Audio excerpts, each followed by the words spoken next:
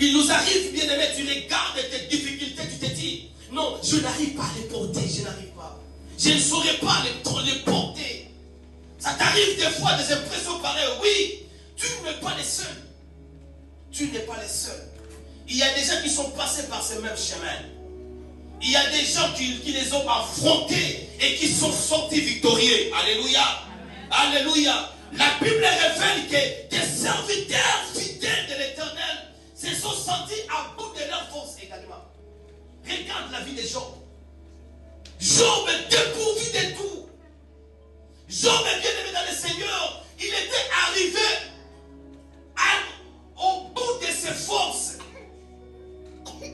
Il dit à Dieu, si vous regardez Job 7:7, il dit à Dieu, rappelle-toi, ô Seigneur, que ma vie n'est qu'un souffle et que jamais mes yeux ne reverront plus le bonheur.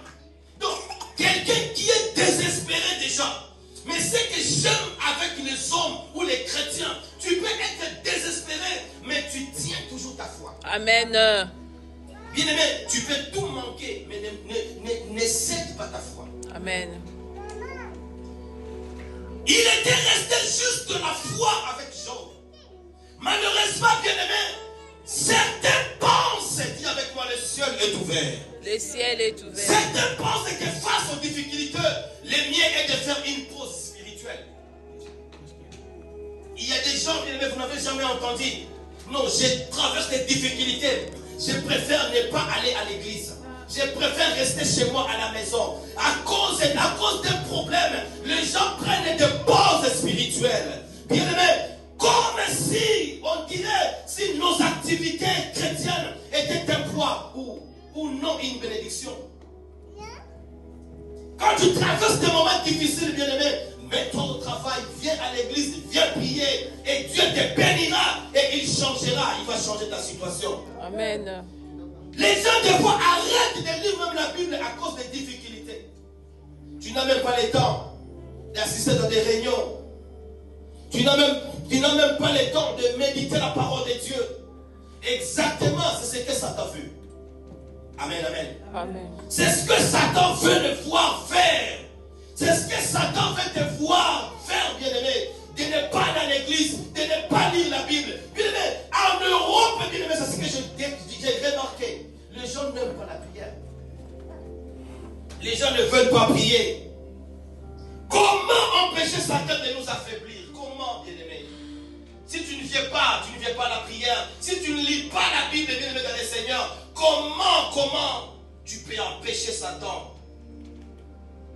Satan sait très bien, bien-aimé, que nous devons plus fort quand nous participons pleinement aux activités chrétiennes. Amen. Quand tu viens à l'église, tu entends, tu écoutes la parole de Dieu et tu le mets en pratique. Satan, bien-aimé, est dérangé.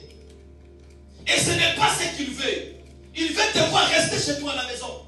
Il veut te voir dans des discussions inutiles. Il veut te voir dans des boîtes de nuit. Mais quand il te voit venir dans la présence de Dieu, il est mal à l'aise. Dis avec moi, Satan, je te mettrai mal à l'aise.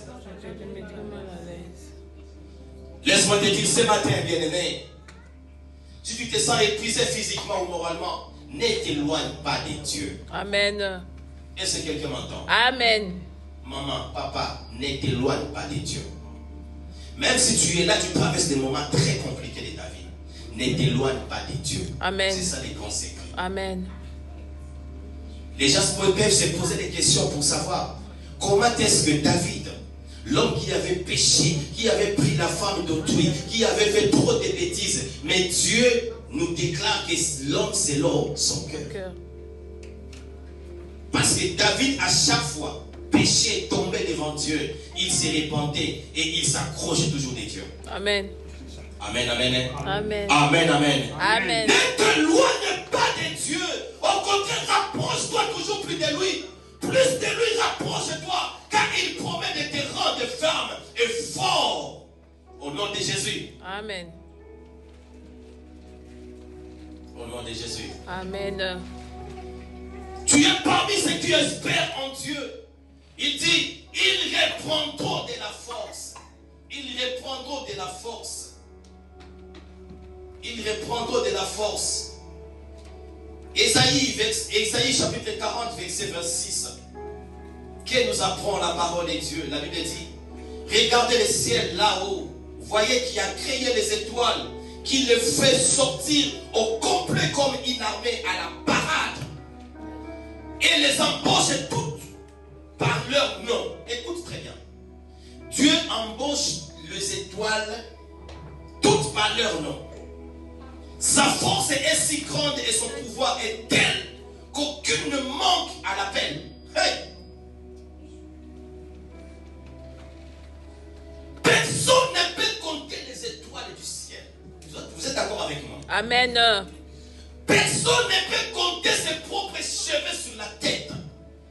Mais la Bible dit, nous avons quelqu'un qui peut le faire.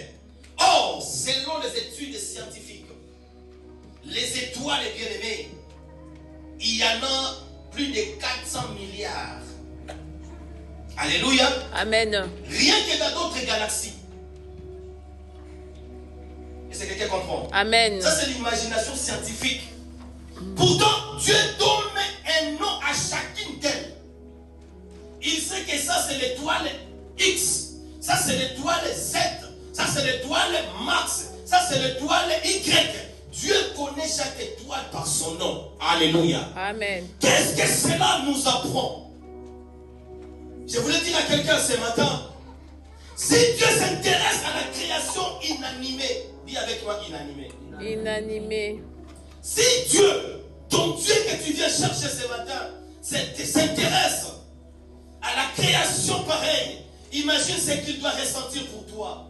Amen, amen. Amen. Il ne t'a pas oublié, bien-aimé, ma soeur, mon frère. Toi qui le sers, non parce qu'il t'aurait programmé dans ce but, mais parce que Dieu t'aime. Dieu t'aime, ma soeur, Dieu t'aime, mon frère. Dieu te connaît parfaitement, ma soeur, mon frère. Il te connaît parfaitement. Il n'oublie jamais ses enfants. Amen. Amen, amen. Il peut même compter les cheveux de ta tête. Il est capable. Et il nous assure qu'il sait ce que les hommes intègres traversent. Il sait ce que toi tu es en train de traverser. Dieu sait tout problème que tu es en train d'affronter. Amen, amen. Et à chaque problème que toi tu es en train d'affronter, il est en train de préparer une solution. Amen. Tu te crois déjà arrivé à la fin, tu n'as plus de force et tu es épuisé. Tu te dis que tout est fini. Mais laisse-moi te dire, là où ta force est limitée, c'est là où la force de Dieu commence. Amen. Le médecin peut dire n'importe quoi sur ta santé, mais le dernier mot revient à l'éternel. Amen. Amen. Tes parents, ton entourage peuvent dire n'importe quoi sur ton avenir, mais le dernier mot revient à l'éternel. Amen. On te dit que bien aimé, peut-être l'année est passée, tu as promis que tu devais te marier, tu ne t'es pas marié, les gens commencent à se moquer de toi. Bien aimé, dites-leur que mon avenir, mon mariage, ma santé, la vie de mes enfants, mon travail, dépend de Dieu. Amen. Et non de vous. Et non de vous. Amen. Amen. Et non de vous. Amen. De toute évidence, bien aimé dans le Seigneur, Dieu remarque tes difficultés. Et il peut te donner la force. Donc, dirait chacune d'elles. Amen.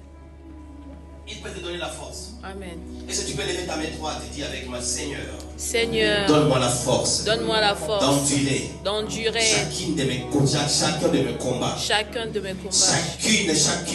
de mes difficultés. Chacune de mes Au nom puissant de Au Jésus. nom puissant de Jésus.